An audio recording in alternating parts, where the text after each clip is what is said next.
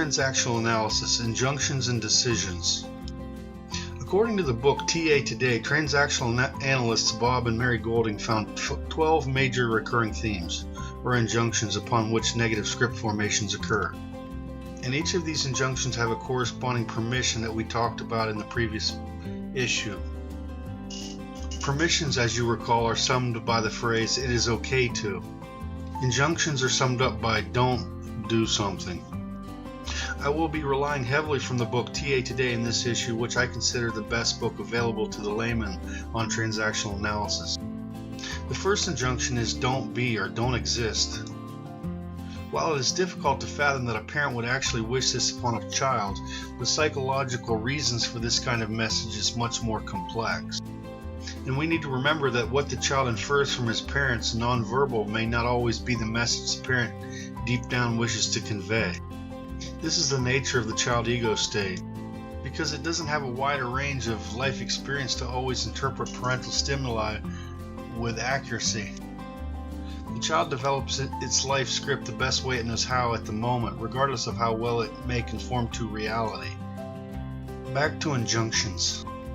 The reason for this type of injunction is that the parent's child ego state feels threatened. The parent suffers itself from being an adaptive child, a child who has to please to feel love.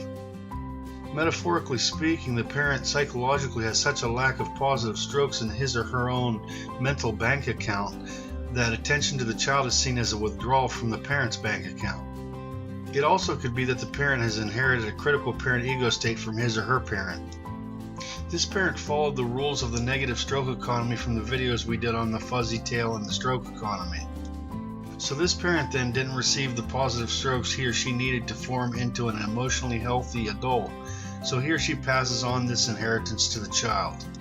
Phrases like the following enforce this script: "If it weren't for you, I could have," or overtly, "I wish you'd never been born." "You ruin everything."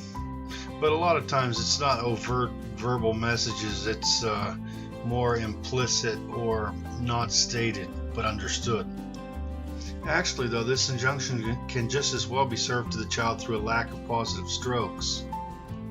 In other words, an overt verbal barrage might not be necessary. The injunction can be communicated by parental withdrawal. Stuart Joins asked then, why don't more people commit suicide if this is the case?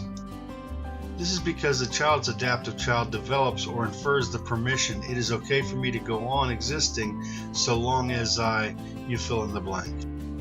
In transactional analysis life positions terminology, which we learned about in an earlier video, the child says to himself, I'm only okay as long as I fulfill some parental condition. Hence, the adaptive child of the parent produces the adaptive child of the child, and the cycle continues. The second negative injunction is "don't be you." The authors state that maybe the parents wanted a boy instead of a girl. Maybe the child's older sibling was more exemplary in an area, so the parents grilled the child about being more like him or her. This type of injunction is commonly communicated when the parent has formed an ideal image for the child that the child cannot live up to, or at least one that the child has to live up to gain positive strokes. For example, a father who's not really successful wants his son to grow up to be a professional football player. The father, operating from an adaptive child ego state who hasn't met the conditions in his own mind to feel like a success, wants to live his life through his children, live vicariously. So rather than rectifying or dealing with his own shortcomings, he places the burden of overcoming his failure onto his child. And metaphorically speaking, the fact is no one asks for money from a panhandler on the street. Everyone is well aware that the panhandler doesn't have the means. This is also true of the adaptive child ego state. The adaptive child is psychologically out of funds and must take them from someone who has them. The problem is that one's child is not the place to get the funds, positive strokes. And you'll notice here when I say child with small letters, that means the actual person. When a child with a big C is the ego state, and the child ego state could be of the parent or the literal parent or of the child. In this case, the child has the burden of solving his own parent's adaptive child issues. And when the child can't, his or her identity, self-image, self-esteem is threatened.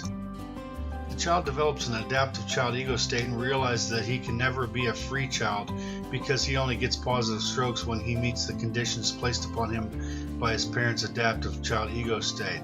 Or he could also go rebellious child. But for now, let's just say adaptive. So the cycle continues because the child can never define himself apart from the conditions his parents' adaptive child ego state has placed upon him. Stewart and Joins list some of the phrases that enforce this type of injunction. Little Johnny down the street can ride a two-wheel bicycle. Why can't you? You're just like your no-good Uncle Harry. The authors state that the parent in this case only gives positive strokes when the child reflects the parent's ideal image or the attributions they make about the child, thus doling out psychological treats when the child performs according to spec. The permission that goes with this injunction is, if there really is one, is it's okay for me to be me as long as I'm not around my parents. And that's really not even a permission, really. The third injunction is don't be a child. Stewart and Joins state that this is the child ego state of the parent who says to his or her own child, there's only room for one kid around here, and that's me. Here the child receives positive strokes for acting like a grown-up. And here it is not as if the parent wants to act like a child and doesn't want to metaphorically share his or her Play-Doh or toys. It's that the parent's child ego state was formed in such a way that it can't bear to see his or her own child get something that the parent didn't. Possibly. The authors also show how this injunction is enforced by parents who are not allowed to act like children by their parents. This then is the critical parent of their parents passed on to them, which they are now passing off onto their children. This is true of some children during the Great Depression who were forced to take on more responsibility for the family to survive. The older brothers or sisters might have had to take on the role of a breadwinner or caregiver, and so their own child rearing might reflect this situation as a normative way to raise children. It is reflected in the phrase, when I was your age, I walked to school uphill both ways, got up at 4 a.m. to do chores, or whatever, something like that. Something that children generally don't like to hear from older people. The injunctions don't have fun and don't enjoy are injunctions that fall into this category. Some people are scripted in such a way that they could be in the most fun place in the world but yet cannot enjoy themselves. In essence, they are listening to their critical parents' injunctions to grow up, so to speak. And oftentimes they do grow up with only duty and misery to keep them company. The permission then is it's okay to do something as long as I act like a grown-up. That's right, be a big boy now and stop crying. Analogously, oftentimes teaching a boy to be a man totally deprives the boy of his childhood. So when he becomes a man, the same system will be propagated onto his own son or children. The fourth injunction is don't grow up or don't leave me. The authors state that this injunction comes from the child ego state of a parent whose whole value stems from the act of being a parent. If the child grows up, the parent loses his or her worth. Or this injunction could be given by parents who have never quite grown up themselves and want to eternally retain their playmate. Once again, we see in the parent a strong adaptive child ego state, an ego state that is needy. The parent in this case probably didn't receive enough positive strokes as a child to be secure in himself. And now he or she is meeting this need for validation by the presence of the child. But not merely the presence, but a dependence upon the child for validation. Now, of course, good parents don't necessarily want to see their children grow up and move away. They want to keep in touch. Here, though, it is different. The needy parent seeks to produce in the child a dependence on the parent so that the child can fulfill the child's ego state's neediness. I think by now you may have noticed a trend in these injunctions. They all come from the adaptive child or the critical parent. And as an aside, the critical parent and adaptive child always go hand in hand. For instance, if I criticize you personally, I will hurt the feelings of your child ego state. And in response, you will get your own critical parent to take on my critical parent who hurt your feelings, or the child's feelings in the first place. It's kind of like a little kid telling another kid, well, I'm going to get my dad to beat up your dad. that type of thing. That is why all these injunctions which cause negative life scripts could be wiped out if and when the nurturing parent steps in, or the adult.